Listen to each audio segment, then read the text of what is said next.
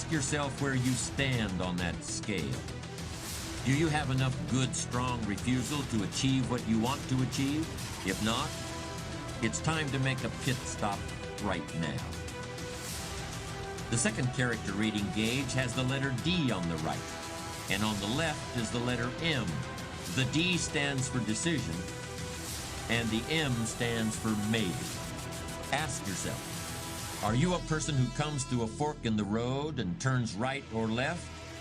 Or do you stop the car, scratch your chin, and say, well, maybe I'll go this way, and then again, maybe I'll go that way. And in the end, you go nowhere. Think about the big issues that are facing you in your life right now.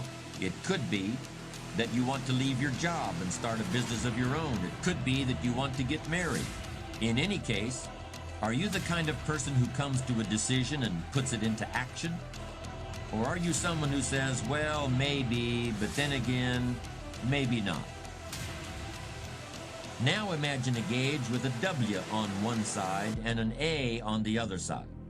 The W should be in bright red or orange, while the A should probably be a dingy green or pale yellow. That's because the W stands for want, as in, I want it now, or I want it real bad, or I want it so much I'll do whatever it takes to get it. The W means you'll go to law school for 5 years at night while working full-time during the day because you want to be a lawyer. The W means you'll get up at 4 o'clock in the morning every day to work on your novel because you want to be a writer. It means you'll travel from one end of the country to the other many times in order to find a doctor who can make your child well. I know people who have done all those things because they wanted something and eventually they got it. The A stands for apathy. That's where you really don't care what happens. And if you really don't care what happens, it's just as well because it certainly isn't going to be anything good. Now we come to the last of our imaginary character gauges. On the right-hand side is the letter P, and that stands for promise. And on the left-hand side is a letter F, and that stands for fear. If you are a person of strong character, you will promise yourself that you will achieve your goals or what? It doesn't matter, because you never consider that possibility. You have made a promise, and you're going to keep it. When you set out to drive to the grocery store, you don't stop at the doorway and think, what will I do if I don't make it? You simply intend to get to the grocery store.